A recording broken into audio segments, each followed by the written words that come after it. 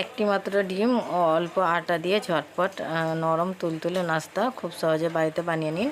সকালে বা বৈকালে নরম তুলতুলে নাস্তা থাকলে তো একেবারে জমে যাবে। তো আজকে আমি নাস্তা বানাবার জন্য এখানে আমি একটা ডিম নিয়েছি। তো ডিমটাকে প্রথমে ভেঙে নেব। তো ডিম যদি ফ্রিজে থাকে তো 30 মিনিট আগে ডিমটাকে বার করে নেবেন। তো এই যে আমি ডিমটাকে ভেঙে নিয়েছি। ডিমটাকে আমি খুব ভালো করে ফেটিয়ে নেব। তো এই যে আমি ডিমটাকে খুব ভালো করে ফেটিয়ে নিয়েছি।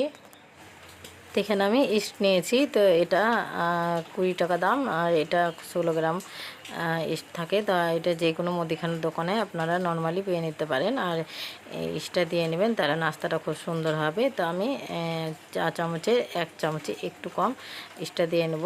তো আর এরকম মাপ মতো দিবেন, তাহলে এটা নাস্তাটা পারফেক্ট হবে। আর খুব বেশি যদি ইস্ট দিয়ে দেন তাহলে ইস্টের একটা গন্ধ লাগবে, তো তখন নাস্তাটা খেতে ভালো লাগবে না। তো ইস্টটাকে আমি খুব ভালোভাবে মিশিয়ে নেব। তো ইস্টগুলোকে আমি খুব ভালো করে মিশিয়ে নিয়েছি। তো এখানে আমি হাফ কাপ চিনি নিয়েছি, তো দিয়ে নেব। তো আমি এখানে গোটা চিনি ব্যবহার করেছি, তো আপনারা চিনিটা গুঁড়ো করে ব্যবহার করতে পারেন। তো চিনিটাকে আমি খুব ভালোভাবে গলিয়ে নেব।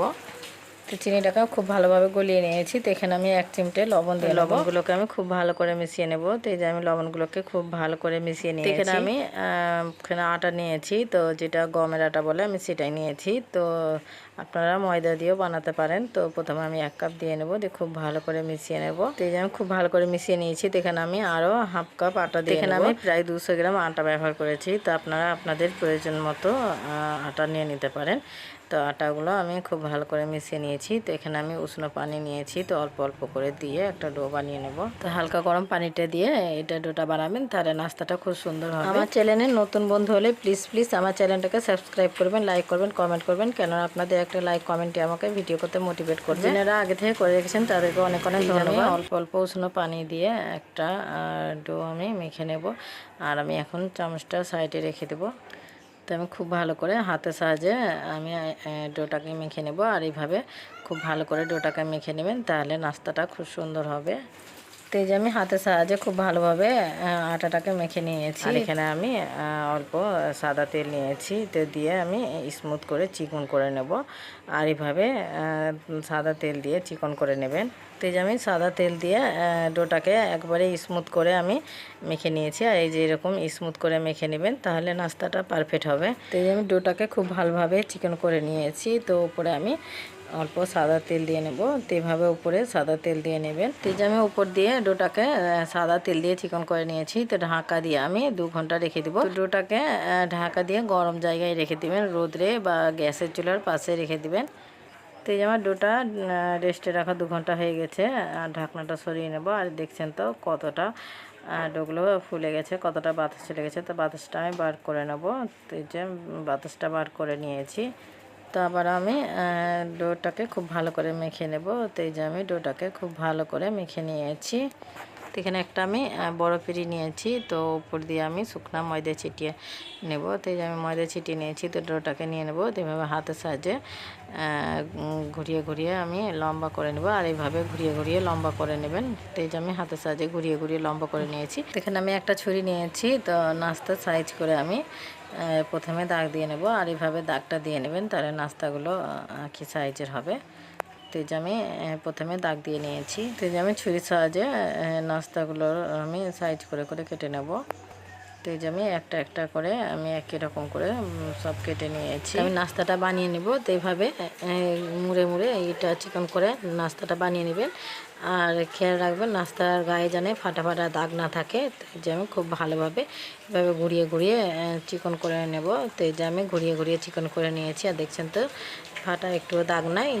এখানে একটা প্লেট নিয়েছি, তো প্লেটে আমি পুরোটাতে ময়দা ছিটিয়ে নেব। আর এভাবে পুরোটাতে ময়দা ছিটিয়ে নেবেন, নইলে নাস্তাটা চিপকে যাবে। তো যে আমি পুরোটাতে ময়দা ছিটিয়ে নিয়েছি। তো আমি একটা করে নাস্তাগুলো বানিয়ে নেব আর প্লেটে রেখে দেবো। তো আপনাদের সুবিধার জন্য আর একটা বানিয়ে রেখেছি। তো এইভাবে সাইজ করে চিকন করে গোল করে নেব। আর একবারে স্মুথ করে গোলটা করে নেবেন। তো এইভাবে নাস্তাটা তাহলে খুব সুন্দর হবে। তো এই যে আমি খুব ভালোভাবে চিকন করে গোল করে নিয়েছি। একই রকম করে আমি নাস্তাগুলো সব বানিয়ে নিয়েছি আর একটা প্লেটে রেখে দিয়েছি। তো নাস্তাগুলো আমি হাত দিয়ে হালকা সব নাস্তাগুলো চেপে নেব, আর এইভাবে হাত দিয়ে প্রত্যেকটা নাস্তাগুলো এইভাবে চেপে নেবেন। তো এই যে আমি চেপে নিয়েছি। আমি একটা টাওয়াল দিয়ে ঢাকা দিয়ে 10 মিনিট আমার ঢেকে রাখা 10 মিনিট হয়ে গেছে। তো আমি টাওয়ালটা সরিয়ে নেব। আর দেখছেন তো নাস্তাগুলো কতটা ফুলে গেছে। তো আমি নাস্তাগুলো ভেজে নেব। নাস্তাগুলো ভাজার জন্য আমি গ্যাস অন করে দিয়েছি আর একটা ফ্রাই প্যান বসিয়ে দিয়েছি। পরিমাণ মতো আমি সাদা তেল দিয়ে নিয়েছি। তো তেলটা আমার হালকা গরম হয়েছে। তো তেলটা নাস্তাগুলো যখন ভাজবেন তেলটা খুব বেশি গরম করার প্রয়োজন নেই। তো বুঝতে পারছেন কতটা গরম হয়েছে। তো যখন তেলটা হালকা গরম থাকবে সেই অবস্থায় এই নাস্তাগুলো দিয়ে নেবেন। তো আমি একটা একটা করে সব নাস্তাগুলো দিয়ে নেব। তো এই যে আমি একটা একটা করে সব নাস্তাগুলো দিয়ে নিয়েছি। আর নাস্তাটা ভাজার সময় চুলার ফ্লেমটা মিডিয়াম টু লো রেখে নাস্তাটা ভেজে নেবেন, নইলে উপরটা ভাজা হয়ে যাবে আর ভিতরে কাঁচা থেকে যাবে। তো নাস্তাটা আমি উল্টে পাল্টে লাল লাল করে ভেজে নেব। তো যেমন নাস্তাটা এক সাইড হয়ে গেছে, তো আমি উল্টে নেব। আর চুলার ফ্লেমটা কিন্তু একবারও বাড়ানো যাবে না, চুলার ফ্লেমটা মিডিয়ামে রেখে নাস্তাগুলো ভেজে নিতে হবে। তো আমি একটা একটা করে সব নাস্তাগুলো আমি উল্টে পাল্টে ভেজে নেব। তো এই যে আমি নাস্তাগুলো উল্টে পাল্টে লাল লাল করে ভেজে নিয়েছি। আর দেখছেন তো নাস্তাটা কত সুন্দর হয়েছে আর কতটা ফুলে টইটম্বর হয়ে গেছে। আর এভাবে নাস্তাগুলো উল্টে পাল্টে লাল লাল করে ভেজে নেবেন। তো এই যে আমি নাস্তাটা উল্টে পাল্টে লাল লাল করে ভেজে নিয়েছি। তো নাস্তাটা আমি একটা একটা করে তুলে নেব। আর দেখছেন তো নাস্তাটা কত সুন্দর হয়েছে আর কত পারফেক্ট হয়েছে। তো একই রকম করে নাস্তাগুলো সব ভেজে নিয়েছি আর একটা প্লেটে তুলে নিয়েছি। আর দেখছেন তো নাস্তাটা কত নরম তুলতুলে হয়েছে।